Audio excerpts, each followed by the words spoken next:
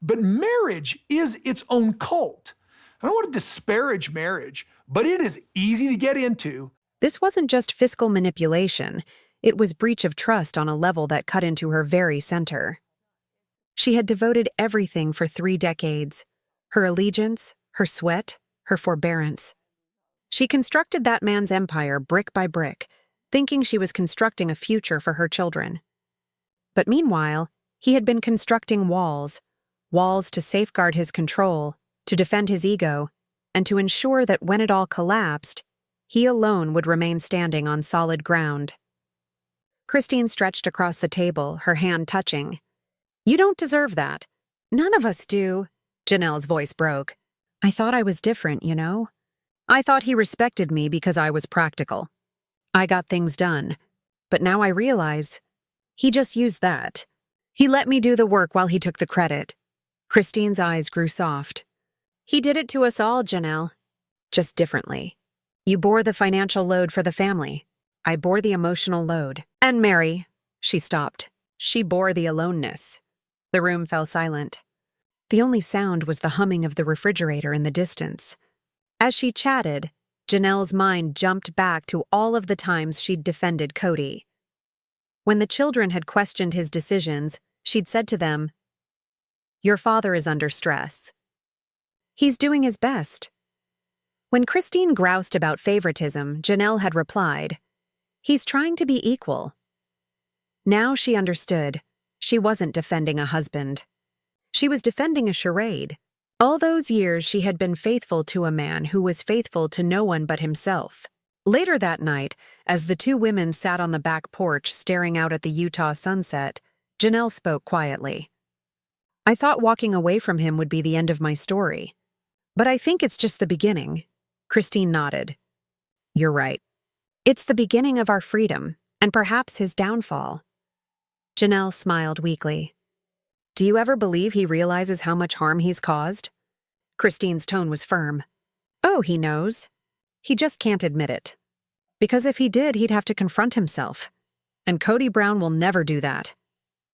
The 2 sat quietly for a very long time, the dying light casting everything in gold and softness. They weren't 2 of the same man's ex-wives for the first time. They were both survivors of the same storm. The day after that, Janelle took matters into her own hands. She went to the office of a local attorney, a woman named Linda, suggested by Christine's own lawyer months before. The office was small, still, filled with books. Janelle set the folder of papers on the desk. "I need to know whether what he did is against the law," she said quietly but firmly. Linda thumbed through the papers, nodding slowly. "If these papers were signed on your behalf without permission, that's fraud. Depending on how he used these accounts, it might also be misappropriation of funds." The term fraud resonated in Janelle's head like thunder. "He always told us he was guarding the family's future," Janelle murmured. "But perhaps he was guarding his own." Linda leaned forward. "You have a right now to defend yourself. I can assist you in tracking where the money went." For the first time since months, Janelle experienced something she hadn't experienced for years: power. Not the boisterous, flashy kind Kody exercised, but quiet, consistent, unyielding power. But with power came danger. Janelle was aware that when she began this, when she actually questioned Kody, there would be no turning back. He'd strike back. He'd accuse her of being disloyal, vindictive, perhaps even manipulative. He'd employ the same tricks he had always used: guilt, anger, shame. But this time she wasn't terrified, because she had Christine standing by her side, because she had the truth, and because, for the first time, she knew she wasn't the one destroying the family. She was protecting herself from it. That evening, Janelle sat outside her RV once more, the stars shining brightly over the still desert. The documents were gone, securely stored in a new folder marked merely "Truth." She breathed deeply, her eyes closed as the wind ruffled her face. In the distance, she could still glimpse the dim lights of Flagstaff, the city she once lived in, where everything had disintegrated. But she did not harbor bitterness any longer. She felt clarity. And somewhere out there, she knew that Kody was beginning to feel the change. Because when control begins to slide away from your grip, the first thing you do is search for someone to blame. And Kody Brown was on the verge of discovering that the women he was shortchanging were those who had the ability to shatter his fantasy forever. The next morning, after visiting her lawyer, Janelle awoke to the sound of wind against the walls of the RV, harsh, repetitive, bordering on warning. She sat on the edge of her bed, gazing out at the endless desert. The landscape appeared the same, but everything was different. She wasn't a woman starting over anymore. She was a woman in the middle of a truth that could reduce everything to ashes. The truth had always existed, buried underneath years of compromise and misplaced trust. But now it was on paper in black letters, penned in Kody's handwriting, locked in her own forged mark. And for the first time, Janelle wasn't afraid. She was furious. That afternoon, Christine received another call from her. "I saw the lawyer," she said. Her voice was even, but her hands were shaking a little. "She says it's bad. He used my name, maybe even yours as well." Christine sighed deeply. I told you something wasn't right about how he kept the books separate." "Christine," Janelle said softly, "this is not financial mismanagement. This is fraud." The silence on the other end hung heavily. Finally, Christine murmured, "Then it's time to stop protecting him." They both understood what that meant, going public again. For years, they had protected the family's private dirty laundry from under mountains of reality TV glitz. And now the truth was breaking out. And this time it wasn't jealousy, favoritism, or polygamy politics. It was deceit, actual, provable, legal deceit. And when Janelle decided to go for it, she knew she was risking everything: her reputation, her peace, and even her safety. Because Kody Brown didn't take losing well. Before long, word got around. Within days, Kody showed up unannounced. He pulled up to Janelle's RV in his black truck, slamming the door harder than necessary. The cameras weren't rolling this time. This wasn't a scripted TV scene, this was raw. Janelle stepped outside, crossing her arms. "You shouldn't be here." Kody's expression was tense, his jaw tight. "What are you doing, Janelle?" He growled, his voice low but menacing. "I heard through people. You're seeing lawyers now." "I'm doing what I should have done years ago," she replied calmly. "Protecting myself." He laughed, that same empty, defensive laugh fans had grown to recognize all too well. "Protecting yourself? From me? You're swallowing Christine's paranoia." "This isn't about Christine," she told him bluntly. "This is about what you did with our money." Kody's face shifted, a tiny shift. His eyes flashed with the kind of fear that comes when someone sees behind the curtain. "I don't know what you think you found," he growled, "but you're twisting things. You always twist things when you're angry." Janelle moved closer, her tone icy. "Then tell me about the documents, Kody. Tell me why I signed transfers I never signed." He stopped short.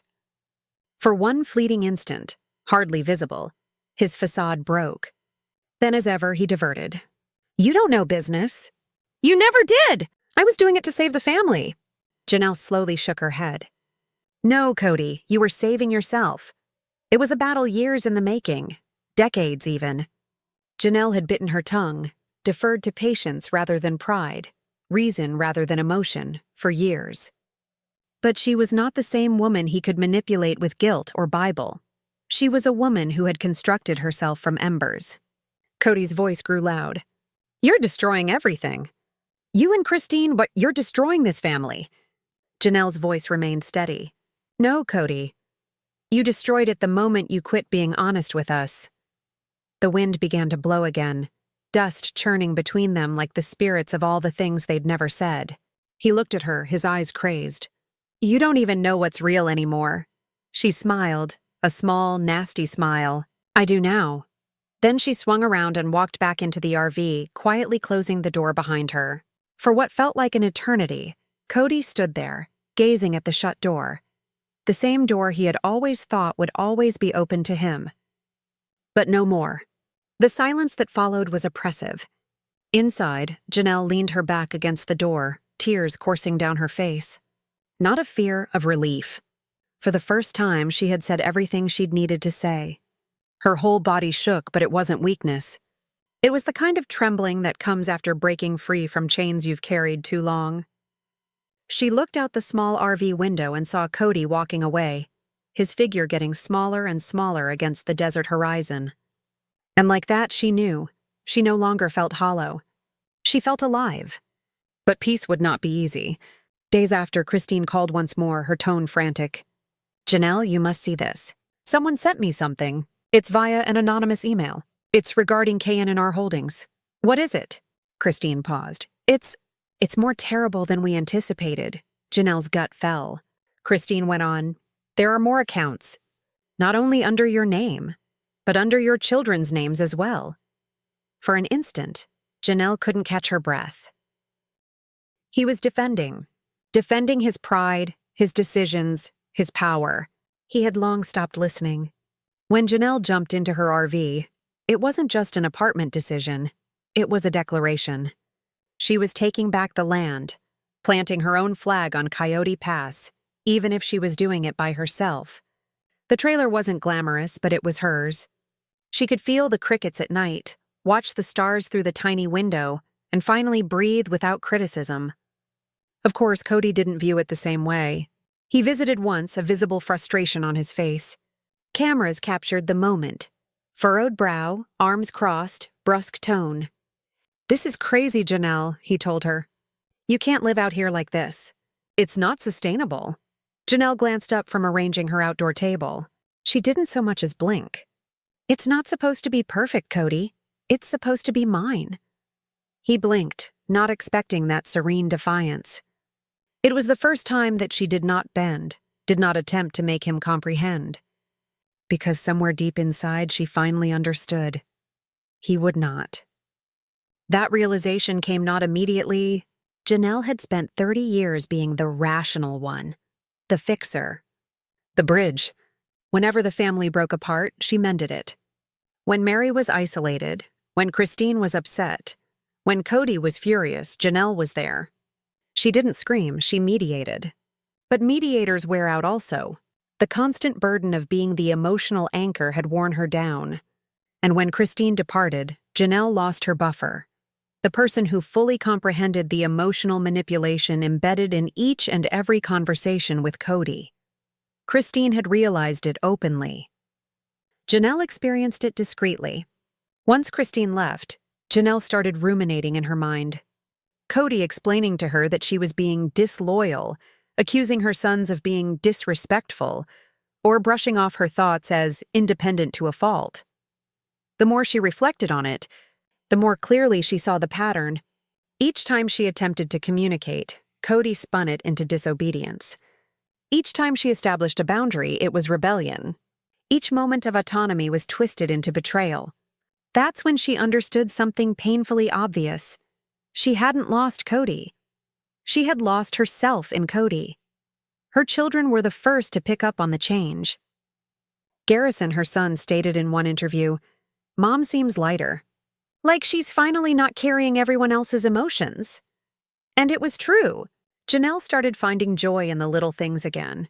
Morning walks, long conversations with Christine, reading in peace, cooking just for herself. She laughed again. A real laugh, not the courtesy, keep the peace laugh, but the kind that slips out before you can catch it. Christine often posted videos of them together on social media, hiking, trying new recipes, teasing each other. Fans flooded the comments. "We've never seen Janelle smile like this." And they were right. But behind that joy, there was still pain. When she spoke about her marriage publicly, she didn't lash out. She didn't villainize Kody. Instead, she said something that broke hearts across the fandom. "I don't think he ever realized how much I loved him. Because I stopped expressing it to protect myself." That sentence wasn't bitter. It was tragic. By this point, the cracks in Kody's facade had become craters. His relationships with his children were broken. His leadership, once unimpeachable, was now publicly ridiculed by fans. Even Robyn, his self-proclaimed favorite, appeared burdened by the emotional mess he'd made. And throughout it all, Janelle stood calm, elegant, unflustered. She wasn't out to destroy him. She wasn't even mad anymore. She was finished. There is a special strength in indifference, not the cold, vindictive one, but the serene detachment that follows mourning. Janelle had come to that place. In one interview videotaped months afterwards, she replied, "You know what's odd? I don't miss him. I miss who I thought he was. But that version of him doesn't exist anymore." Those were words echoed by the sentiment Christine once uttered. "He's not the same man I married." It was as if both women had at last awakened from the same dream, a dream which had soured long, long ago. But as liberating as her freedom was, reminders of the life she had abandoned remained. Economic entanglements, legal issues, Coyote Pass land, still mired in joint ownership and debt.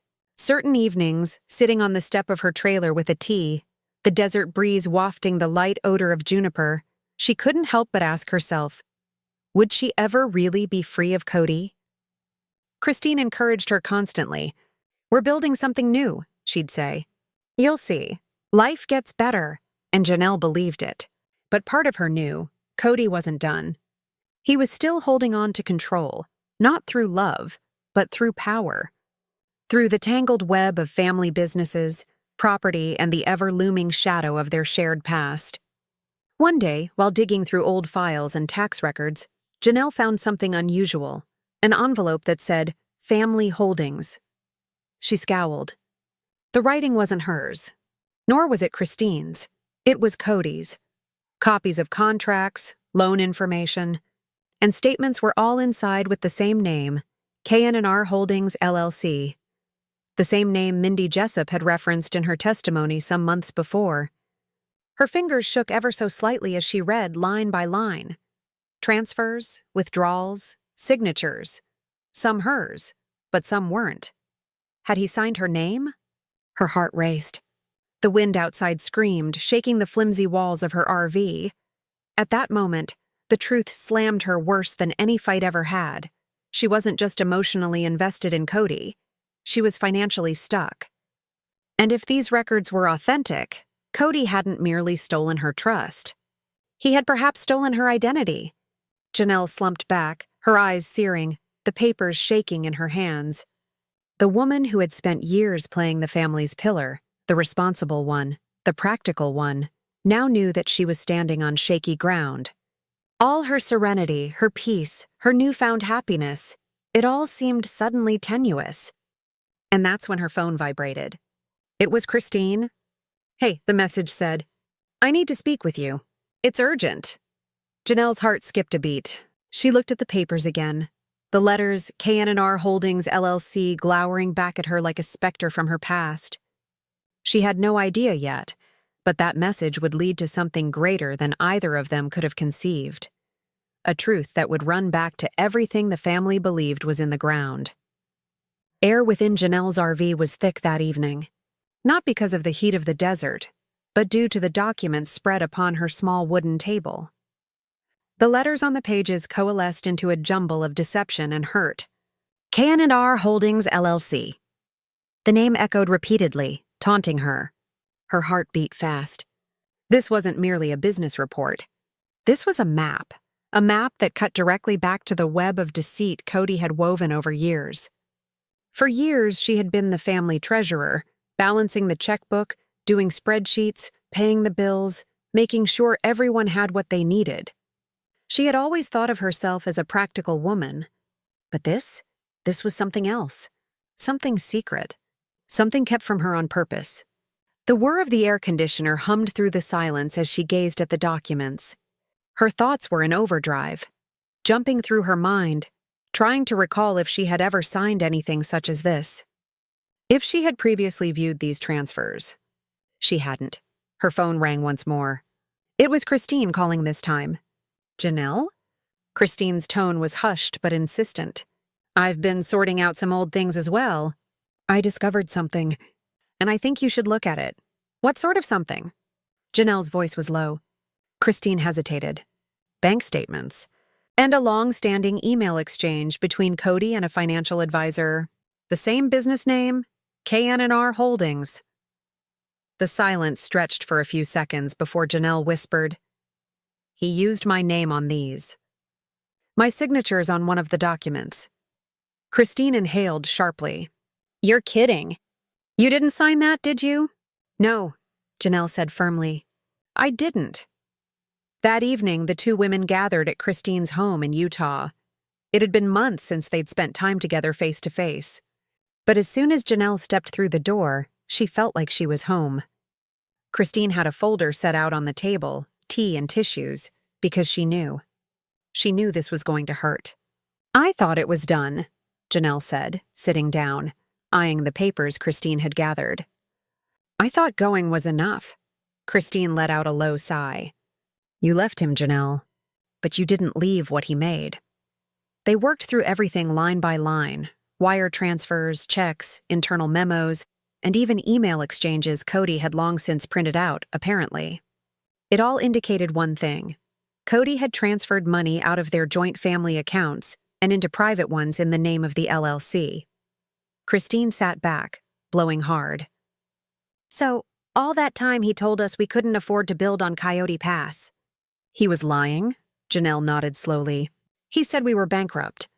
He made me sell assets to pay for property taxes. He even said to charge some expenses on my credit card temporarily. She laughed with bitterness. And look, he was siphoning money all along. The psychic burden of that comprehension hit home. The morning sun slices through the vast Arizona horizon, bathing all in gold.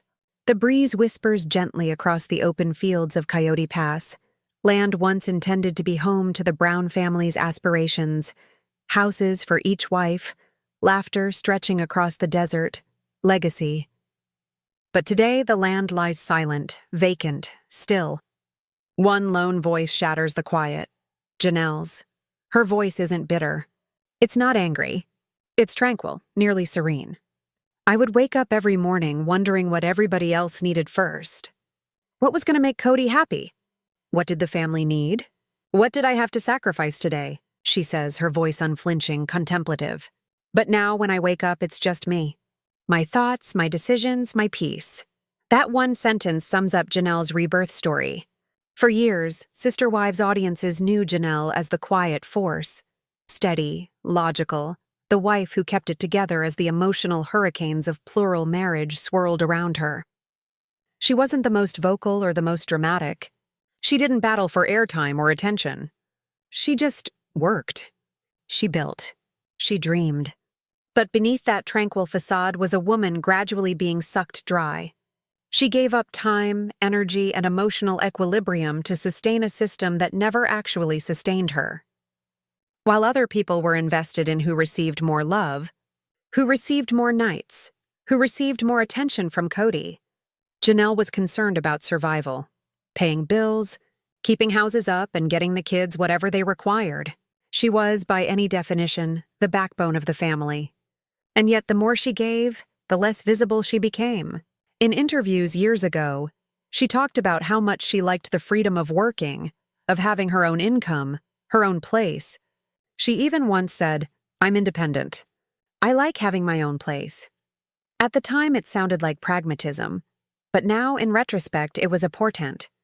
That independence wasn't just a quirk of personality. It was a lifeline. Kody, through the years, evolved. Fame had altered the family, and ego substituted for connection. His words transformed into sermons. Leadership became control. The man who once spoke of love, faith, and oneness spoke only of loyalty and obedience. And for Janelle, loyalty came naturally, until it became a chain. The breaking point wasn't some single explosive argument or dramatic betrayal. It was something much quieter, a gradual wearing away. The long stretches of silence at the dinner table, the tension that charged every conversation, the sense that everything she did was in the crosshairs, with everything Kody did deemed acceptable. The first actual break occurred during the years of COVID. While Christine and Kody's marriage fell apart in public, Janelle was still attempting to keep the peace. But she began to notice something she had been avoiding for far too long. She and her children were being cut off. The restrictive rules that Kody enforced didn't seem protective. They seemed punitive. The guilt, the blame, the endless dodging of responsibility. It all hung heavy. She told in one confessional, voice trembling beneath the surface. He's choosing control over connection. And I can't live like that. That was the time the seed of her independence began to grow into something more potent: determination. When Christine walked out, Janelle stood silently in her wake. She didn't applaud. She didn't create a scene. But she observed. She listened. And she pondered.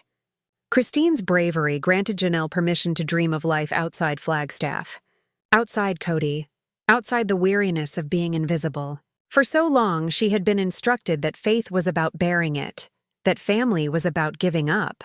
But what she understood was that bearing it without love isn't faith, it's captivity. And giving up without respect from the other isn't family, it's slavery. As the months went on, something changed. Her bond with her children, particularly her sons, Garrison and Gabriel, strengthened. Her bond with Christine fortified. Both of them started spending more time outside of Kody's sphere, smiling and laughing once more. Christine even proclaimed in an interview, "When I look at Janelle now, she smiles differently. It's not polite anymore, it's real." And it was. Janelle had started constructing something new. Not only emotionally, but physically as well. The RV. Initially, fans couldn't get it. Why would she live in a trailer in vacant land rather than in a cozy house? Why would she, having sacrificed all those years, opt for something so plain? That was the whole idea. It wasn't about space or luxury. It was about control, her control. For the first time in decades, every inch of her world was hers. Every choice hers. Every sunrise hers. From the parched ground, coffee cup held tight, she gazed out over Coyote Pass and spoke softly to the camera. "This is freedom. It may not look like much to anyone else, but it's mine." Kody didn't get it. He thought it was rebellion. He called it foolish. He said she was being impulsive. But Janelle wasn't reacting. She was reclaiming. She was done negotiating with someone who treated love like a business deal. In one of the most unforgettable moments of the season, Kody confronted her. His tone was harsh, clipped, defensive. "You're not being loyal to the family," he said, his voice echoing through the kitchen. Janelle stood still, her arms crossed, her face calm but firm. "I've been loyal," she said. "I've been loyal for 30 years. But loyalty doesn't mean losing myself." Silence. For once, Kody didn't have a response. That was the night everything changed. The camera followed her afterward, sitting by herself, gazing out the window. Her voice trembled slightly when she said, "I don't think he even sees me anymore. I think he sees what I'm supposed to represent, not who I am." It wasn't anger. It wasn't even sadness. It was grief. The kind that comes from realizing at last something you've known all along. By the time the reunion episodes aired, Janelle had checked out emotionally. Her interviews were truthful but guarded, her responses calculated. She wasn't looking to destroy Kody. She was looking to rebuild herself. And she did. When Janelle and Christine began showing up together on social media, cooking, laughing, traveling, fans saw a shine that hadn't been present in years. She was no longer the wife. She was no longer the peacemaker, the mediator, the support system behind the scenes. She was Janelle, independent, self-assured, and alive. Christine tended to call her the most level-headed person I know, but Janelle possessed a quality Christine didn't: patience. That patience permitted her to survive years of emotional deprivation, but it also permitted her to rebuild deliberately and quietly after she escaped. Now her days are taken up with new priorities: business, children, peace. She uses her mornings for exercise, her afternoons for health coaching, and her evenings reading or hanging out with loved ones. No more tiptoeing. No more seeking permission. In one of her latest interviews, she mentioned something that really encapsulated her change. "I knew I was waiting for someone to do it to me. But happiness isn't waiting in other people's hands. It's in mine. I just had to quit apologizing for going for it." That one line pierced viewers hard. It wasn't bitterness. It was freedom. And while Kody kept spiraling, publicly, emotionally, and spiritually, Janelle opted for stillness. Stillness is not quiet. It's force. It's the ability to be calm without needing to prove yourself to someone who ceased to notice. That's what makes Janelle's journey so compelling. It's not a tale of a woman ending a marriage. It's one about reclaiming identity, restoring dignity, and learning that sometimes peace is louder than any argument. And yet, beneath that peaceful, prosperous veneer, there's a question that refuses to go away. What does happen when peace collides with unfinished business? Because although Janelle has moved on, the ghosts of her history have not. There are rumors of documents, secret agreements, and money ties that still bind her name to Kody's empire. And soon enough, she'll have to confront the truth she's been keeping under wraps. The air was lighter the day after Janelle packed her final box. She stood for an extended period at the edge of her driveway, her hands on the railing of the RV steps, observing the sunrise. The light poured over the hills like a promise, still, golden, unbroken. No shouting, no commotion, no second-guessing. Just her and wind rustling the desert floor. For the first time in decades, Janelle experienced the odd, overwhelming feeling of stillness. That's where this new chapter started. Not with a dramatic proclamation or an emotional showdown, but with silence. Janelle's estrangement from Kody was not only emotional, it was logistical, financial, and spiritual. When Christine departed, there was a tempest. Tears, arguments, accusations, even public criticism. But Janelle's exit was more subdued. It wasn't because of fury, but because she was tired. She had struggled for years for a dream, not of opulence, but of equality. She clung to the vision of Coyote Pass, the ground they all bought as a community.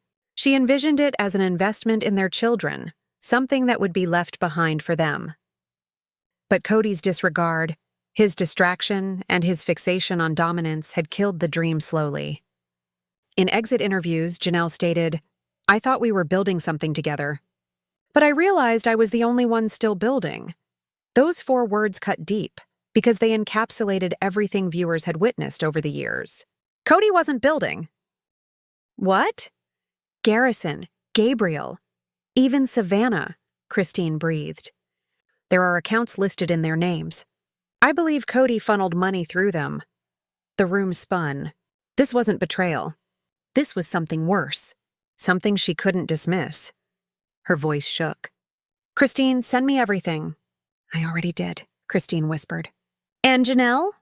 "I believe we're going to have to go to court." Janelle was by herself again, sitting under the stars that night.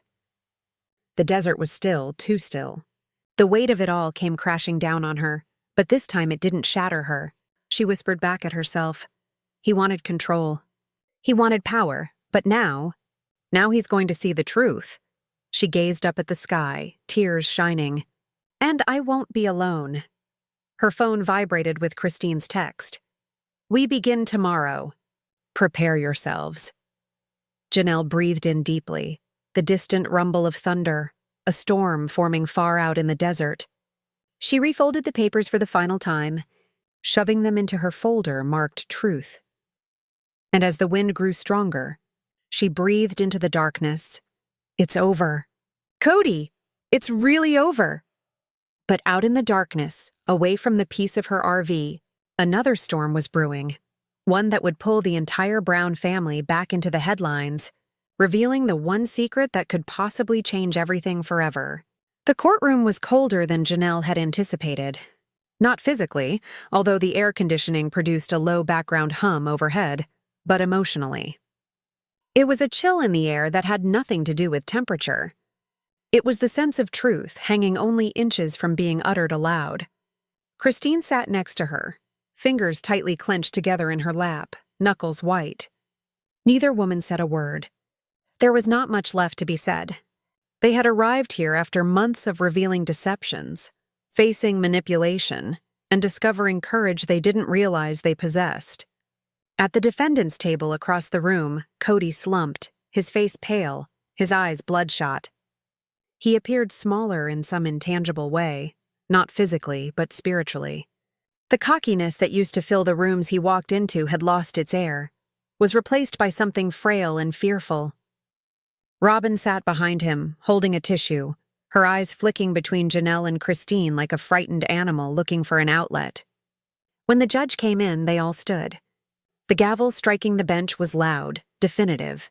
"This court is now in session," the clerk announced, and the hush was broken. The first of the called witnesses was an accountant, a woman who had worked briefly with the Brown family years previously. She was hesitant at first, looking from one table to the other, but upon being produced the documents Janelle had uncovered, nodded definitively. "These accounts were established without the right authorization," she declared. "There are signatures here that do not belong to Mrs. Brown's handwriting." Janelle remained motionless, her heartbeat racing, but she never broke eye contact. This was her reality being voiced. Decades of keeping the peace spent, she was finally being heard, not as a wife, not as a supporter, but as a woman wronged. Kody hunched over, murmuring something to his lawyer. His hands trembled, his eyes darting to Janelle. She didn't blink. Not this time. Because this wasn't that same woman who used to wait for his okay, or tone down her words to maintain peace. This was the woman he'd misjudged, the one who could fight quietly, tenaciously, and with unshakable composure. When it came time for Janelle to take the stand, the room seemed to hold its breath. She swore in, fiddled with the microphone, and met the judge's gaze. "Mrs. Brown," the attorney started, "if you could tell me in your own words what occurred." Janelle took a deep breath. "For years, I thought that I was helping to build something for my family.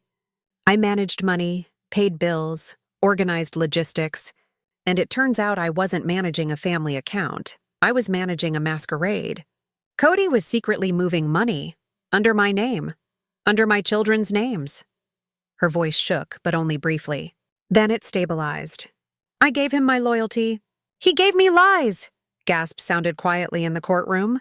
Even the judge's pen halted mid-stroke. Janelle went on, "This isn't about revenge. This is about truth. About closure.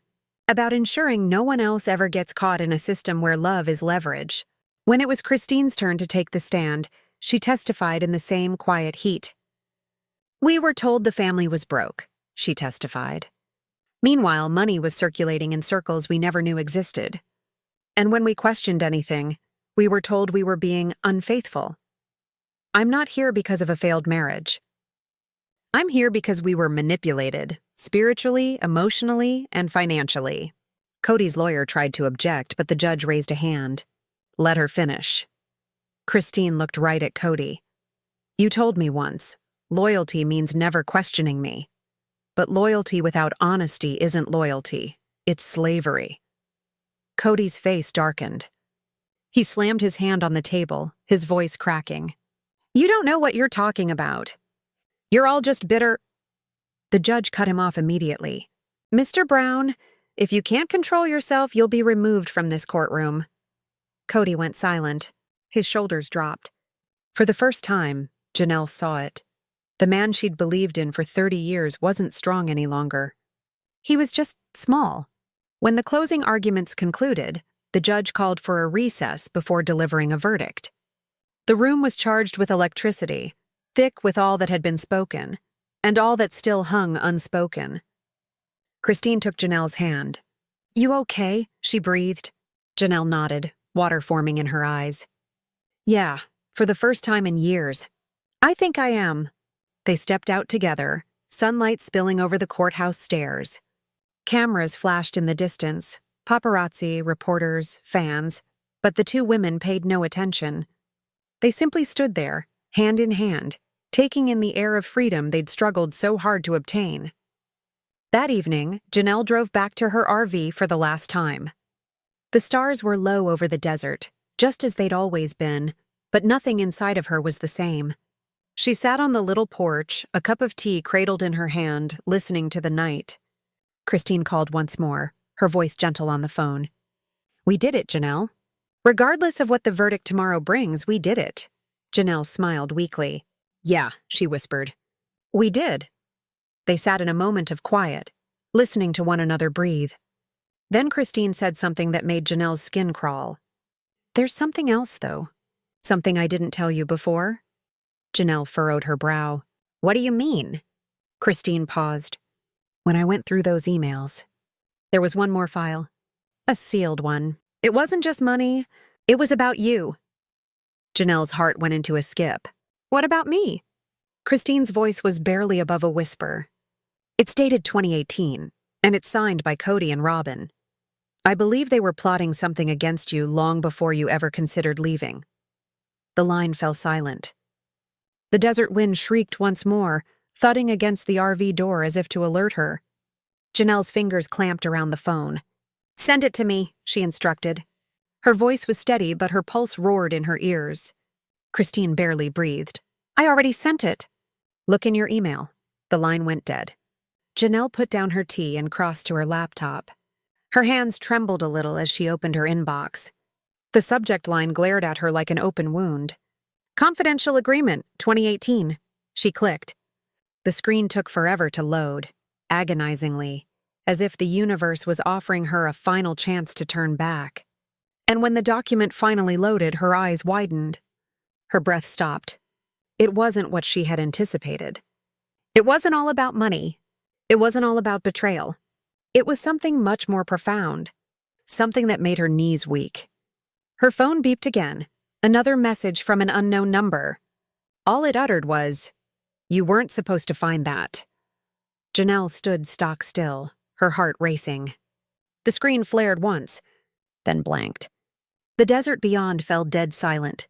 And just like that, the woman who at last had found her peace realized the past wasn't finished with her yet.